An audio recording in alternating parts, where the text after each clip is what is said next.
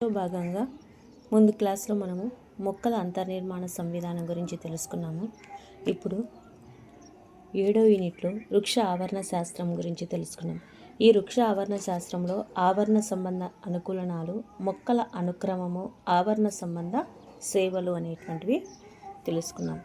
వైవిధ్యం అనేది జీవులకు సంబంధించిన ముఖ్య లక్ష్యం. జీవ సంబంధ విషయాలను సంబంధించి వివిధ శాఖలు ఒక ఏకీకృత సూత్రంపై ఆధారపడి ఉన్నాయి. ఆవరణ శాస్త్రం అనేది కూడా జీవశాస్త్రానికి సంబంధించిన ఒక భావనాన్ని తెలియజేస్తుంది. జీవులు వాటి మధ్య సంబంధాన్ని, జీవులకు ఆవరణకు మధ్య ఉన్న సంబంధాన్ని తెలిపే జీవశాస్త్ర విభాగము ఆవరణ శాస్త్రము ఉంటుంది. జీవులు వాటి పరిసరాల మధ్య సంబంధాలు కలిగి కొన్ని సముదాయాలుగా ఏర్పడి ఉంటాయి. ఉదాహరణకు జనాభా సముదాయాలు లేదా సంఘాలు, ఆవరణ వ్యవస్థ, మొత్తంగా జీవావరణము, ఆవరణ శాస్త్రము వీటన్నిటిని తెలియజేస్తుంది. ఇక్కడ రామ్దేవ్ మిశ్రా భారతదేశంలో ఆవరణ శాస్త్ర పితగా పరిగణిస్తారు. ఇతడు ఆగస్టు 26, 1908 జన్మించాడు. ఇతడు యునైటెడ్ కింగ్డమ్కు చెందిన లీడ్స్ విశ్వవిద్యాలయం ఆచార్య WH పియర్సెల్ FRS నుంచి PhD పట్టా పొందారు. ఇతడు బనారస్ హిందూ విశ్వవిద్యాలయం వారణాసిలోని వృక్షశాస్త్ర విభాగంలో ఆవరణ శాస్త్రానికి సంబంధించిన బోధన పరిశోధనలు చేశాడు. ఇతడి పరిశోధనలు ప్రధానంగా ఉష్ణమండల సముదాయాలు, అనుక్రమము, ఆవరణ సంబంధ చర్యలు, ఉత్పాదక ఉష్ణమండల అరణ్యాలు, గడ్డి నేలల్లోని ఖనిజ పదార్థాల వలయాలు, ఆవరణ వ్యవస్థకు సంబంధించిన విషయాలు అవగాహనకు పునాది వేశాయి. మిశ్రా భారతదేశంలో ఆవరణ శాస్త్రానికి సంబంధించి మొట్టమొదటిసారిగా పోస్ట్ గ్రాడ్యుయేషన్ కోర్సును సూత్రీకరించాడు. ఇతడు పర్యవేక్షణలో దాదాపుగా 50 కంటే ఎక్కువ మంది పరిశోధకులు PhD డిగ్రీని పొందడమే కాకుండా పరిశోధన బోధనకు సంబంధించి వివిధ విశ్వవిద్యాలయ పరిశోధనశాలలో పనిచేస్తున్నారు. మిశ్రాకి గౌరవ సూచనగా ఇండియన్ నేషనల్ సైన్స్ అకాడమీ, ప్రపంచ ఆర్ట్స్ సైన్స్ అకాడమీలో ప్రోత్సాహకాన్నిచ్చి సత్కరించారు. ఇతడికి ఆవరణ శాస్త్రంలో చాలా గౌరవప్రదమైన సంజయ్ గాంధీ అవార్డును బహుకరించారు. ఇతడు ప్రోత్సాహకం వల్ల భారత ప్రభుత్వం 1972 national committee for environmental planning coordination స్థాపించారు. ఈ సంస్థ తర్వాత సంవత్సరంలోనే ఆవరణ అరణ్యంకు సంబంధించి మంత్రివర్గ శాఖ 1984 స్థాపించడం అనేది దోహదపడింది. ఇక్కడ ఆవరణ శాస్త్రానికి సంబంధించి అనుకూలనాలు, అనుక్రమము, ఆవరణ సంబంధ సేవలు. ఇక్కడ మన జీవ ప్రపంచం అపరూపమైన వైవిధ్యాన్ని, అద్భుతమైన సంక్లిష్టతను చూపిస్తుంది. ఈ సంక్లిష్టతను అర్థం చేసుకోవడానికి జీవ సంబంధమైన వివిధ దశలైన జీవ పదార్థము, కణాలు, కణజాలాలు, అంగాలు, జీవులు, జనాభా, సముదాయము, ఆవరణ వ్యవస్థ, జీవావరణములకు సంబంధించిన ప్రక్రియలకు శోధించడం ద్వారా సాధ్యమవుతుంది. మన చుట్టూ ఉన్న ప్రకృతిని శాస్త్రీయ దృక్పథంతో పరిశీలిస్తే తప్పకుండా 2 రకాల ఆసక్తికరమైన ప్రశ్నలు చాలా ఉద్భవిస్తాయి. ఎందుకు రాత్రిపూట వికసించే పుష్పాలు తెలుపు రంగులోనే ఉంటాయి? తేనెటీగ ఏ పుష్పంలోని మకరంధ్రం ఉందని ఎలా తెలుస్తుంది? ఎందుకు కాంక్టస్పై అనేక కంటకాలు ఉంటాయి? ఎలా అండ విత్తనంగా మార్పు చెందుతుంది? అనే మొదలైన ప్రశ్నలు. జీవులలోని జీవుల మధ్య భౌతిక పరిసరాలతో నిర్జీవ జీవులకు గల సంబంధాన్ని తెలిపే జీవశాస్త్ర విభాగమే ఆవరణ శాస్త్ర అధ్యయనం. అంశాలను బట్టి దాని వృక్ష ఆవరణ శాస్త్రము, జంతు ఆవరణ శాస్త్రము అనే 2 విభాగాలు ఏర్పరిచినప్పటికీ వాటిని ఒకదాని నుంచి మరి ఒకటి విడదీయలేము. ఆవరణ శాస్త్రం జీవ సంబంధ వ్యవస్థలోని 4 ప్రధాన స్థాయిలతో కూడుకొని ఉంటుంది. అవి జీవులు, జనాభా, సముదాయాలు, బయోమ్లు. జీవులు వాటి పరిసరాలతో అనేక అనుకూలనాలను చూపిస్తాయి. ఈ అనుకూలనాలు వాటి మనుగడకే కాకుండా ప్రత్యుత్పత్తికి తోడ్పడుతుంది. సూర్యుని చుట్టూ భూమి భ్రమణము, దాని కక్షలో తిరగడం ద్వారా నిర్దిష్టమైన ఋతువులు ఏర్పడతాయి. ఇక్కడ నిర్దిష్టమైన ఋతువులు, వీటి ప్రభావం వల్లే వాతావరణంలో ఉష్ణోగ్రత తీవ్రత, కాలావధులు ఏర్పడతాయి. వాటితో పాటు ఒక సంవత్సరంలో వర్షపాతం వల్ల ఏర్పడే మార్పులను మనము ప్రభావం వల్ల ప్రధానమైన బయోమ్లు ఏర్పడతాయి. అవి ఎడారులు, వర్షారణ్యాలు, టండ్రాలు. ఇక్కడ ఉన్నటువంటి ఈ మొక్కల సముదాయాలు ఆవరణ సంబంధ అనుకూలనాలు. వాతావరణంలో అనుకూల పరిస్థితులు తట్టుకోవడానికి జీవులు వివిధ ప్రత్యామ్నాయాలు చూపిస్తాయి. కొన్ని జీవులు శరీరధర్మ సంబంధమైన సర్దుబాటుకు, మరికొన్ని ప్రవర్తన సంబంధమైన సర్దుబాటుకు, ఆవాసాల నుంచి తక్కువ ప్రతికూల పరిస్థితులను చూపే ప్రదేశాలకు తాత్కాలికంగా వలసపోవడం చూపిస్తాయి. పై వాటన్నిటిని అనుకూలనాలని పిలుస్తాం. కాబట్టి అనుకూలనాలు అనేవి జీవి దాని ఆవాసంలో మనుగడకు ప్రత్యుత్పత్తికి తోడ్పడే స్వరూప సంబంధం, శరీరధర్మ సంబంధ, ప్రవర్తన సంబంధ లక్షణాలన్నీ పేర్కొనవచ్చు. చాలా అనుకూలనాలు దీర్ఘకాలిక పరిణామ క్రమంలో ఏర్పడి జన్యుపరంగా స్థిరత్వాన్ని చూపిస్తాయి. జలాభావ పరిస్థితులలో ఒపినిసియా మొక్క దానికి కావలసిన నీటి అవసరానికి మొత్తం రసభరిత అంగాల నుంచి తీసుకుంటుంది. ఇక్కడ చాలా ఎడారి మొక్కలలో పత్ర బాహ్య చర్మంపై మందమైన అవబాసిని, బాష్పోశీకము, వేగాన్ని తగ్గించడం కోసం దిగబడిన పత్రరంధ్రాలు ఉంటాయి. ఈ మొక్కలో ప్రత్యేకమైన కిరణజన్య సంయోగక్రియ జరగడము, తద్వారా పత్రరంధ్రాలు పగటి సమయంలో మూసుకొని ఉంటాయి. కొన్ని ఎడారి మొక్కల్లో ఉదాహరణకు ఓపెన్షియాలో పత్రాలు ఉండవు, అవి కంటకాలుగా క్షీణించి ఉంటాయి. దీనిలో కిరణజన్య సంయోగక్రియను బల్లపరుపుగా ఉండే పత్రాభకాండం నిర్వర్తిస్తుంది. కొన్ని నేల మొక్కలు ఉదాహరణకు రైజోపరా ఉప్పు అధికంగా ఉన్న సముద్ర తీర ప్రాంతాల్లో పెరుగుతాయి. వీటిని ఉప్పు నీటి మొక్కలు అని పిలుస్తారు. ప్రత్యక్షంగా ఎండలో పెరిగే మొక్కలను హీలియోఫైట్లు అని, నీడలో ప్రాంతంలో పెరిగే మొక్కలను సియోఫైట్లు అని పిలుస్తారు. యూజెన్ వార్మింగ్ అనే డానిష్ వృక్ష శాస్త్రవేత్త మొక్కల సమూహాలకు మొక్కలు నీటికి ఉన్న సంబంధాలు అనుసరించి 3 ప్రధానమైన ఆవరణ సమూహాలుగా వర్గీకరించారు. అవి నీటి మొక్కలు, మధ్య రకం మొక్కలు లేదా సమోద్బీజాలు, ఎడారి మొక్కలు. నీటి మొక్కలు పూర్తిగా నీటిలో బాగా తడిగా ఉండే నీళ్ళలో కానీ పెరిగే మొక్కలను నీటి మొక్కలు అని అంటాము. ఈ నీటి మొక్కలు పెరిగే విధానాన్ని బట్టి 5 రకాలుగా విభజించారు. నీటిపై స్వేచ్ఛగా తేలే మొక్కలు. ఈ మొక్కలు మృత్తికకు సంబంధం లేకుండా నీటి ఉపరితలంపై స్వేచ్ఛగా తేలుతూ ఉంటాయి. ఉదాహరణకు పిస్టియా, లెమ్నా, సాల్వినిలియా. లగ్నీకరణ చెందిన నీటిపై తేలే పత్రాంగల మొక్కలు. ఈ రకపు మొక్కలు వేరు వ్యవస్థ సహాయంతో మృత్తికలో స్థాపితమై పొడవైన పత్రవృంతాలు ఉండటం వల్ల పత్రదళము నీటి ఉపరితలంపై తేలుతూ ఉంటాయి. నింపియా, విక్టోరియా, రీజియా. పూర్తిగా నీటిలో మునిగి అవలంబితంగా ఉండే మొక్కలు. ఈ మొక్కలు నీటిలో మాత్రమే సంబంధం కలిగి పూర్తిగా నీటిలో మునిగి మృత్తికలో నాటుకొని ఉండగా అవలంబితం ఉంటాయి. హైడ్రిల్లా, యుట్రిక్యులేరియా. నీటిలో మునిగి ఉండి లగ్నీకరణం చెందిన మొక్కలు. ఈ మొక్కలు పూర్తిగా నీటిలో మునిగి ఉండి వేరు వ్యవస్థ సహాయంతో కొలను అడుగు మృత్తికలో నాటుకొని ఉంటాయి. వాలిస్నేరియా. ఉభయచరపు మొక్కలు. ఈ ఉభయచర మొక్కలు. ఈ రకమైన మొక్కలు పాక్షికంగా నీటిలోనూ పాక్షికంగా వాయుగతంగా పెరుగుతూ ఉదాహరణకు సాజిటేరియా టైపా, లిమ్నోఫిలా. ఇక్కడ ఉన్నాయి మనకు ఫిస్టియా అనేది, వాలిస్నేరియా అనేటువంటి మొక్కలు. నీటి మొక్కల ఆవరణ సంబంధమైన అనుకూలనాలు. నీటి మొక్కలు కొన్ని లక్షణాలు ఒకదానితో ఒకటి విభేదించినప్పటికీ అనేకమైన బాహ్య స్వరూప అంతర్నిర్మాణ సంబంధమైన లక్షణాల స్వారూప్యతను చూపిస్తాయి. స్వారూపాత్మకమైనది. నీరు సమృద్ధిగా లభించడం వల్ల నీటి మొక్కలు వేర్లు తక్కువ ప్రాముఖ్యం కలిగి తక్కువ అభివృద్ధి చెంది ఉంటాయి. వేర్లు ఉండవు లేదా వేర్లు కృషించి ఉంటాయి. నీటిలో మునిగి ఉండే పత్రాలు వేర్లులాగే పనిచేస్తాయి. వేరు తొడుగు సాధారణంగా ఉండవైతే బురదలో పెరిగే కొన్ని ఉభయచరపు మొక్కలు వేర్లు బాగా అభివృద్ధి చెంది ఉంటాయి. వీటిలో వేరు తొడుగులు ఉంటాయి. కొన్ని మొక్కలలో వేరు తొడుగులు బదులు వేరు వరలు ఉంటాయి. వేర్లు ఉంటే అవి పీచులాగా పొడవుగా కృషించి శాఖరహితంగా లేదా తక్కువ శాఖలు కలిగి అబ్బురపు వేర్లు ఉంటాయి. కాండము పొడవుగా సున్నితంగా సాగి ఉంటుంది. పత్రాలు పలుచగా పొడవుగా రిబ్బన్ ఆకృతిలో లేదా సన్నగా పొడవుగా లేదా చీలి ఉంటాయి. నీటిపై తేలుతో పత్రాలు పెద్దవిగాను బల్లపరుపుగాను ఊర్ధ్వతలంపై మైనంతో కప్పబడి ఉంటాయి.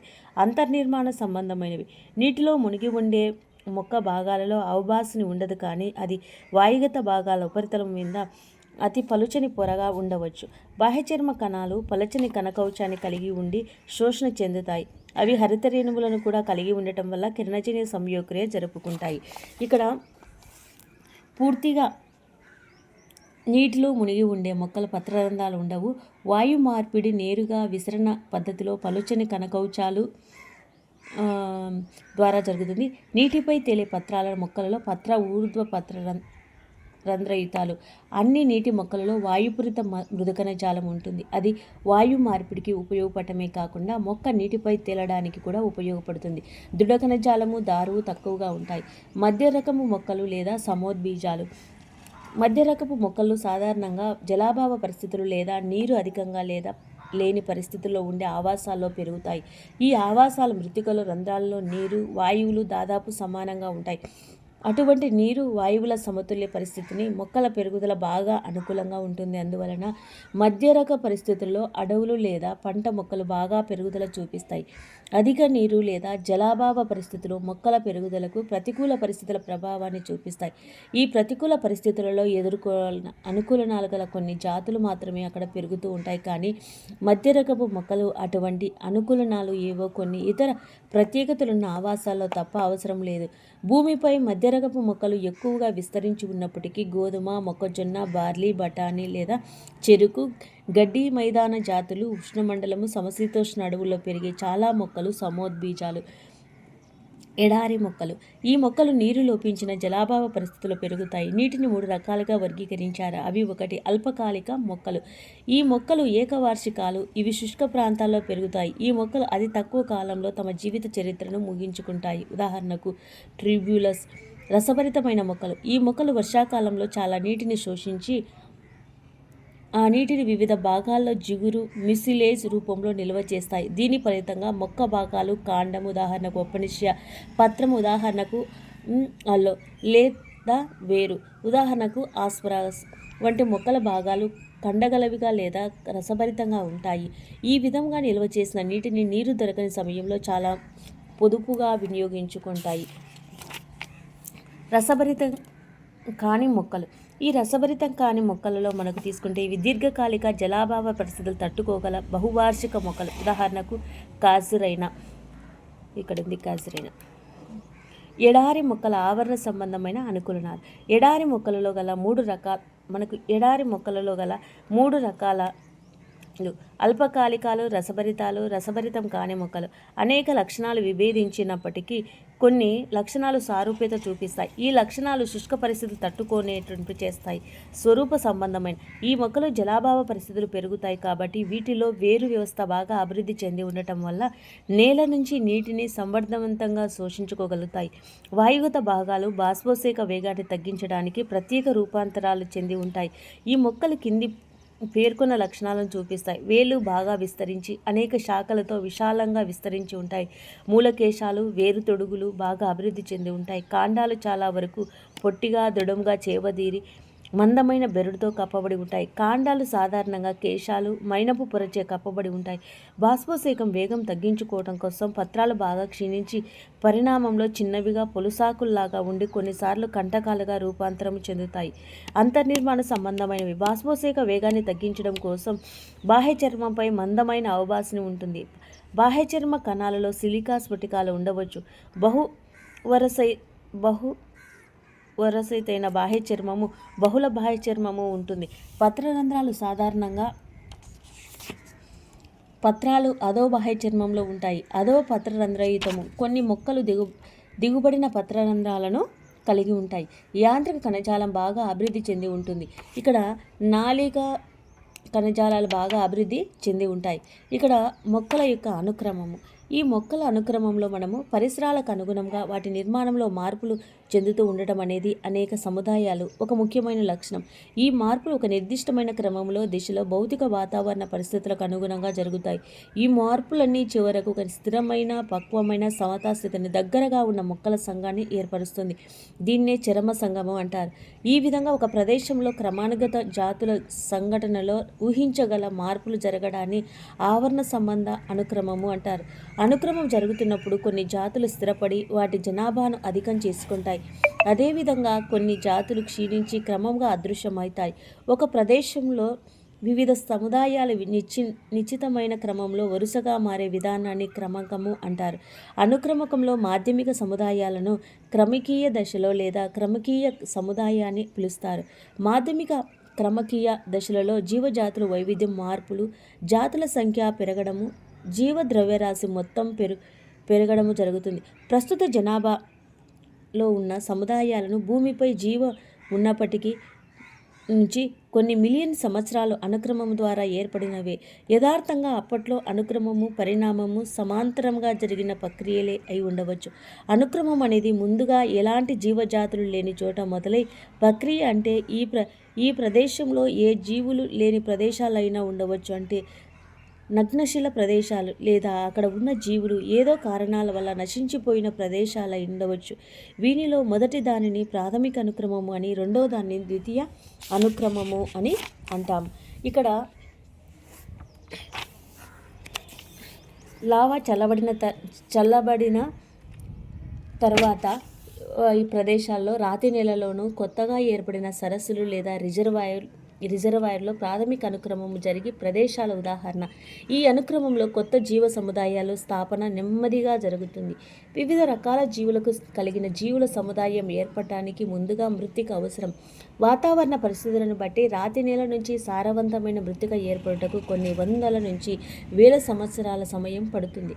ద్వితీయ అనుక్రమం ఒక ప్రదేశంలో మొదట ఉన్న జీవ సముదాయాలు నాశనం చేయబడిన తర్వాత మొదలవుతుంది. ఉదాహరణకు పాడుబడిన వ్యవసాయ భూములు, నిప్పు వల్ల చెట్లు నరకడం వల్ల నాశనమైన అరణ్యాలు, వరదలకు గురైన నేలలు వంటి ప్రదేశాలు. ఇటువంటి ప్రదేశాలలో కొంత మృత్తిక ఉండటం వల్ల ఈ రకముగా జరిగే అనుక్రమం ప్రాథమిక అనుక్రమం కంటే వేగవంతంగా జరుగుతుంది. ఆవరణ సంబంధమైన అనుక్రమము వర్ణన ప్రధానంగా వృక్ష సంబంధంలో మార్పులను లక్ష్యంగా పెట్టుకుంటుంది. వృక్ష సంబంధంలో మార్పులు వివిధ జంతువుల ఆహారము, ఆవాస పరిస్థితులపై ప్రభావాన్ని చూపిస్తాయి. అందువలనే అనుక్రమం జరిగే కొద్దీ జంతువులు, విచ్ఛిన్నకారులు సంఖ్య, రకాలు మారుతూ ఉంటాయి. ప్రాథమిక లేదా ద్వితీయ అనుక్రమం జరిగే సమయంలో నిప్పు, అడవు నిర్మూలన మొదలైనవి సహజంగా లేదా మానవ ప్రేరేపిత అవరోధాల అనుక్రమంలో ఒక నిర్దిష్ట క్రమకీయ దశను దాని ముందు దశకు మార్పు చెందగలవు. ఈ అవరోధాల వల్ల ఏర్పడే కొత్త పరిస్థితులు కొన్ని జాతుల వృద్ధికి ప్రోత్సహించి మరికొన్ని జాతులు క్షీణతకు కారణమవుతాయి. మొక్కల అనుక్రమం. ఈ మొక్కల అనుక్రమంలో మనం తీసుకున్నప్పుడు ఈ మొక్కల ఆవాసం ఆధారంగా మొక్కల అనుక్రమము కొన్ని రకాలు ఉన్నాయి. నీరు లేదా నీటి పరిసరాల్లో ప్రారంభమై మొక్కల అనుక్రమాన్ని జలాక్రమకము అని, జలాభావ లేదా శుష్క ఆవాసాల్లో ప్రారంభమై మొక్కల అనుక్రమాన్ని జలాభావ క్రమాంకము అని పిలుస్తారు. జల క్రమాంకము తేమ ప్రాంతంలో ప్రారంభమై వివిధ క్రమకీయ దశలో సంఘాల ద్వారా జలాభావ పరిస్థితులు నుంచి సాధారణ పరిస్థితులుగా మారుతాయి. దీనికి విరుద్ధంగా జలాభావ క్రమాంక శుష్క ప్రాంతాల్లో ప్రారంభమై వివిధ క్రమకీయ దశ సంఘాల ద్వారా శుష్క ప్రదేశాల నుంచి సాధారణ పరిస్థితులకు మారుతాయి. ఈ విధంగా జల క్రమాంకము, జలాభావ క్రమాంకము రెండూ కూడా చివరకు అధిక శుష్కత, అధిక తేమ లేని మధ్యస్థ స్థితిలో మార్పు చెందుతాయి. ఇక్కడ బంజర భూమి మొదటగా ఆవాసం ఏర్పరచుకొని మొక్కలను మార్గదర్శక మొక్కలు లేదా ప్రారంభ మొక్కలు అంటారు. ప్రాథమికంగా అనుక్రమమునందు రాతి ఉపరితలంపై సాధారణంగా లైకెన్ మొక్కలు కార్బోనిక్ ఆమ్లాన్ని స్రవించి రాతి ఉపరితలాన్ని క్రమంగా కరిగించి మట్టి రేణువులను ఏర్పరుస్తాయి. ఈ చర్యల వల్ల రాతి ఉపరితలంపై పలుచని మట్టి ఏర్పడి కొద్దిపాటి మృత్తికలో పెరగగలిగే బ్రయోఫైట్ లాంటి మొక్కలు ఉండటానికి అవకాశం ఏర్పడుతుంది. క్రమంగా ఈ ఆవాసంలో వివిధ దశలకు సంబంధించి మొక్కలు పెరగడం ప్రారంభమై చివరకు బయటి వాతావరణ పరిస్థితులను సమతుల్యతను చూపే స్థిరమైన అడవుల సమూహాలు లాంటి చరమదశ ఏర్పడుతుంది. వాతావరణ పరిస్థితులు మారనంత వరకు చరమదశ స్థిరంగా ఉంటుంది. క్రమంగా శుష్క ఆవాసము సమోద్బీజ ఆవాసంగా మారుతుంది. ప్రాథమిక అనుక్రమంలో నీరు అధికంగా ఉండే పరిసరాలు, సూక్ష్మమైన వృక్ష ప్లవకాలు, జలక్రమకాలు, ప్రారంభ మొక్కలు ఉంటాయి. ఈ వృక్ష ప్లవక దశ తర్వాత నీటిపై తేలే ఆవృత బీజ మొక్కలు పెరుగుదల ప్రారంభమవుతుంది. తర్వాత లగ్నీకరణం చెంది మొక్కలు, గడ్డి జాతులు, చివరకు వృక్షాలు పెరుగుతాయి. ఇక్కడ కూడా చరమ దశలో అరణ్యాలే పెరుగుతాయి. క్రమంగా నీటి ఆవాసము, అరణ్య ప్రాంతపు నేలలు మార్పు చెందుతూ ఉంటాయి. ఇక్కడ మనము గమనించవచ్చు వృక్ష ప్లవకాలు, రీడ్ స్వాంపు దశ, నీటిలో మునిగి ఉండే మొక్కల దశ, బురద నీటి మైదాన దశ, నీటిలో మునిగి తేలియాడే మొక్కల దశ, స్క్రోబ్ దశ అనేటువంటివి మనకి ఇక్కడ ఉన్నాయి. వీటితో పాటు మనకు ద్వితీయ అనుక్రమములో ప్రారంభ మొక్కల రకము, ప్రాథమిక పరిస్థితి, నీటి లభ్యత, వాతావరణ పరిస్థితులు, విత్తనాల లేదా ఇతర వ్యాప్తి చెందే భాగాలపై ఆధారపడి ఉంటుంది. ఈ అనుక్రమంలో మట్టి పొర అప్పటికే ఏర్పడి ఉంటుంది కాబట్టి ఈ అనుక్రమము వేగవంతంగా జరిగి చరమదశకు తొందరగా చేరుకుంటుంది. ముఖ్యమైన అంశం ఏమిటంటే అనుక్రమం ప్రధానంగా ప్రాథమిక అనుక్రమము చాలా నెమ్మదిగా జరిగే ప్రక్రియ. ఇది చరమ దశ చేరడానికి కొన్ని వేల సంవత్సరాలు పట్టవచ్చు. మరొక ముఖ్య విషయం ఏమిటి అంటే అనుక్రమము నీటిలో లేదా శుష్క ప్రాంతాల్లో వేటిలో ప్రారంభమైనప్పటికీ ఒకే రకమైన చరమదశ సమోద్బీజ దశగా అభివృద్ధి చెందుతుంది. ఆవరణ సంబంధ లేదా ఆవరణ వ్యవస్థ సంబంధిత సేవలు. మానవ సమాజము వాటి మనుగడకు అవసరమయ్యే అనేక విలువైన వస్తువులను సహజ ఆవరణ వ్యవస్థ నుంచే పొందుతుంది. అవి స్వచ్ఛమైన గాలి, తాజా నీరు, ఆహారము, ఇంధనము, ఉపయోగించే కలప, నారలు, జన్యు వనరులు, మందు పదార్థాలు మొదలైనవి. ఉదాహరణకు మొక్కలు సూర్యుని నుంచి సౌరశక్తిని, నేల నుంచి నీరు, ఖనిజ లవణాలను, వాతావరణం నుంచి కార్బన్ డయాక్సైడ్ని గ్రహించి ఆహార పదార్థాలను తయారు చేసుకుంటాయి. వీటిని అన్ని ఇతర జీవులు వినియోగించుకుంటాయి. ఈ వస్తువు ఆర్థిక వ్యవస్థకు ముఖ్యంగా ప్రధాన పాత్ర పోషిస్తున్నాయి. సహజ ఆవరణ వ్యవస్థ జీవనానికి ఆధారంగా ఉండే మౌలిక పనులు కూడా చేస్తాయి. అనేక విషయం వీటి కాలం వరకు సరిగ్గా గ్రహించబడలేదు. వీటిని ఆవరణ సంబంధ సేవలు అంటారు. ఇవి లేకపోతే మానవ నాగరికతే కాదు, జీవము యొక్క ఉనికి కూడా ఆగిపోతుంది. ఆవరణ సంబంధ సేవల విలువలేమిటి? ఆవరణ సంబంధ సేవలపై మనం పూర్తిగా ఆధారపడి ఉన్నప్పటికీ వాటికి సంబంధించిన విషయ పరిజ్ఞానం చాలా తక్కువ. ఆర్థిక సంబంధ విలువలు మాటలో చెప్పాలంటే ఆవరణ వ్యవస్థ సంబంధ సేవల విలువ ప్రపంచ గ్లోబల్ ఆర్థిక వ్యవస్థ కంటే అధిక నిర్దిష్ట ఆవరణ వ్యవస్థ విధులపై అరణ్యాల నుంచి వచ్చే కలప లాంటి వాటి కంటే ఆవరణ వ్యవస్థ సంబంధ సేవలు చాలా అధికము. జీవ ఆధారిత జీవనోత్తేజమునకు సంబంధించిన ఆవరణ వ్యవస్థ సేవలు మానవ సంక్షేమానికి చాలా ముఖ్యము. వీటి సహజ లక్షణాలు ఈ జీవులు చాలా వరకు మార్కెట్లో లభ్యమయ్యేవి కావు. ఉదాహరణకు వాతావరణంలో ఓజోను పొర, నిర్దిష్ట శీతోష్ణ స్థితి పరిస్థితులు, 2 రకాల వాతావరణంలో కర్బన వలయాల వల్ల కలుగుతాయి. వీటిని ఎవరు కూడా స్వంతం చేసుకోవడానికి నియంత్రించడం కానీ జరగదు. ఇటీవల రాబర్ట్ కాన్స్టాంజా అతని సహచరులు ప్రకృతిలో ఈ వాతావరణ సంబంధ జీవాధారిత సేవలకు విలువ కట్టడానికి ప్రయత్నించారు. పరిశోధకులు ఈ ప్రధానమైన ఆవరణ వ్యవస్థ సేవలకు సంవత్సరానికి సుమారు $33 ట్రిలియన్ల విలువను నిర్ధారించారు. అయినా ఇవి ఉచితంగా లభిస్తాయి కాబట్టి వీటిని ప్రత్యేక విలువలుగా చూడడం జరగదు. ఈ విలువలు దాదాపు భౌగోళిక స్థూల జాతీయ ఉత్పాదక విలువలు. ఇక్కడ యుఎస్సిలో $18 ట్రిలియన్లు రెట్టింపు. ఆవరణ వ్యవస్థలో జీవులు, జీవ వైవిధ్యము, వాటిలో వాటికి గల పరస్పర సంబంధము, వాటికి భౌతిక పరిసరాలు గల సంబంధము ఈ ఆవరణ వ్యవస్థ సేవలను నిర్వర్తిస్తాయి. మిలీనియం ఆవరణ వ్యవస్థ, అసైన్మెంట్ ఆవరణ వ్యవస్థ సంబంధ సేవలు 4 ప్రధాన విభాగాలుగా విభజించారు.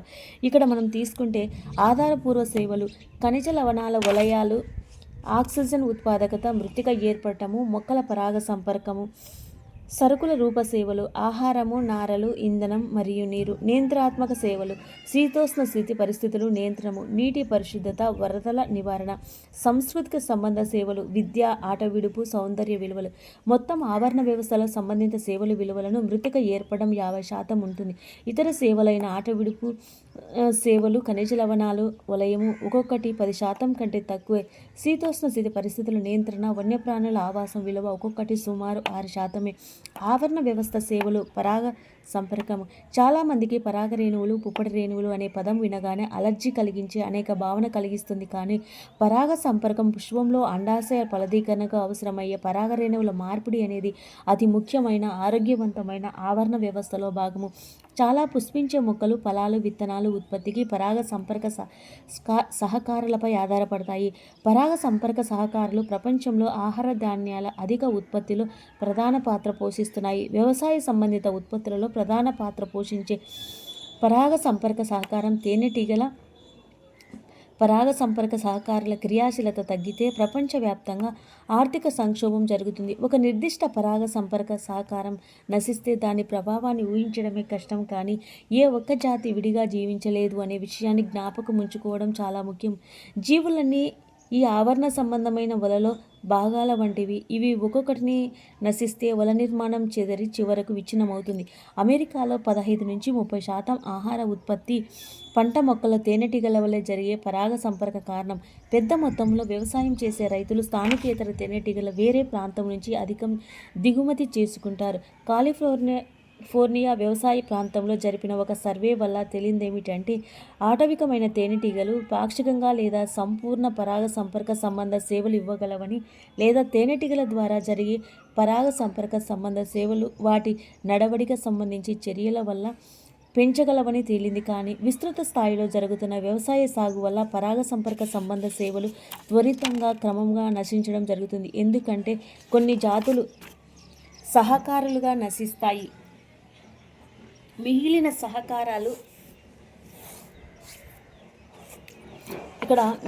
సహకారులు వ్యత్యాసాలు పూడ్చలేకపోతున్నాయి.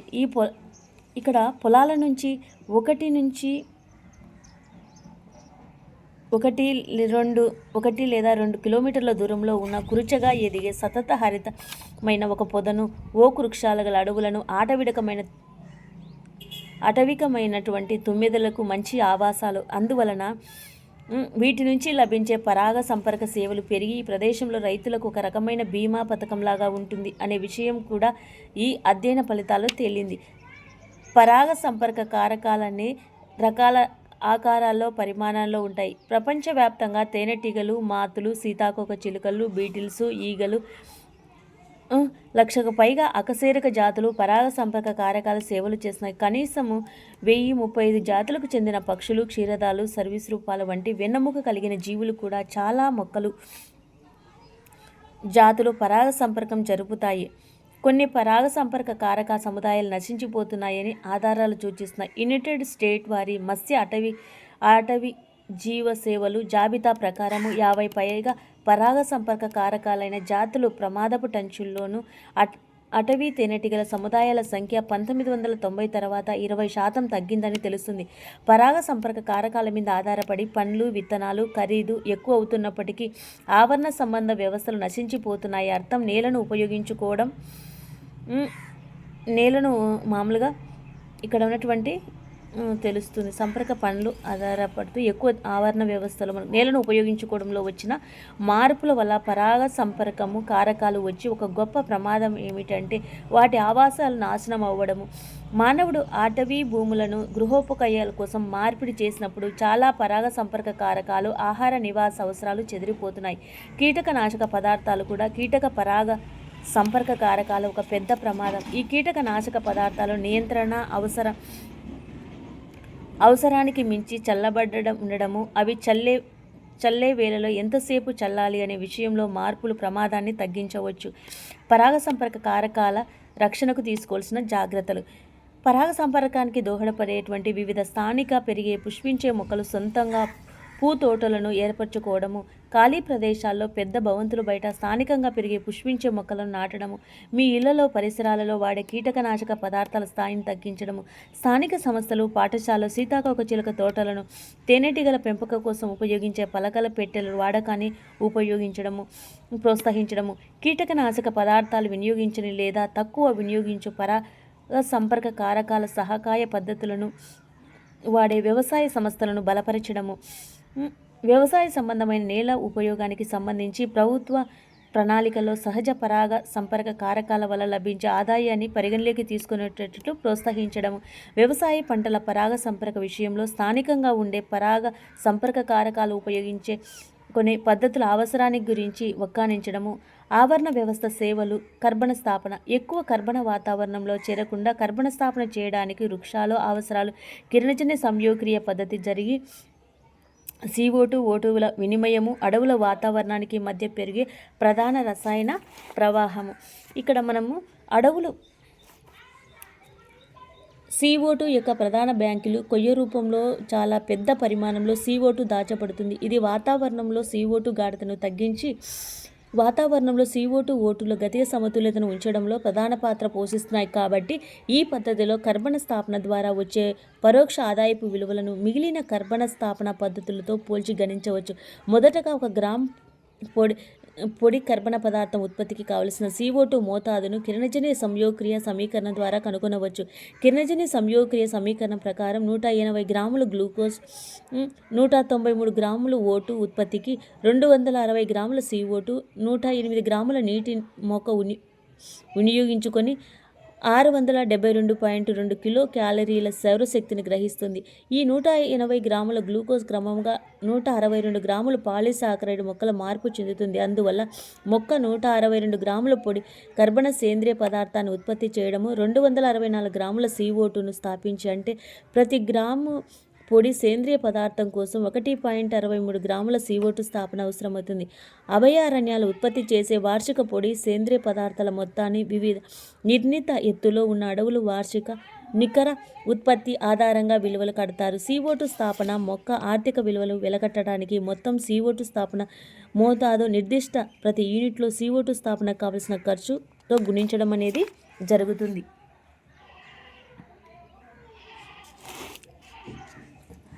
సహజ సిద్ధంగా ఆవరణ వ్యవస్థలు శీతోష్ణ స్థితి పరిస్థితులు స్థిరంగా ఉంచడానికి భూమి అధిక ఉష్ణతలోనూ కాకుండా ఎక్కువ గ్రీన్ హౌస్ వాయువును వాతావరణం నుంచి తొలగించడం పాత్ర వహిస్తున్నాయి.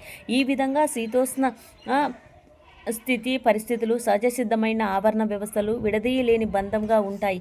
వీటి స్థిరమైనటువంటి జత ఆవరణ వ్యవస్థను